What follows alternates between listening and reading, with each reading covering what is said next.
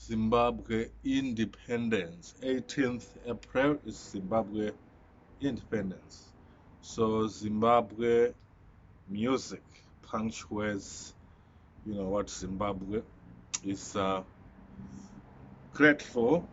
So the Zimbabwean guitar is very unique and a very important part of Zimbabwean culture. It's something that was, perfected in Zimbabwe. The style of play, the lead guitar is very typical of Zimbabwean music and Zimbabwean culture. The melodies that it generates,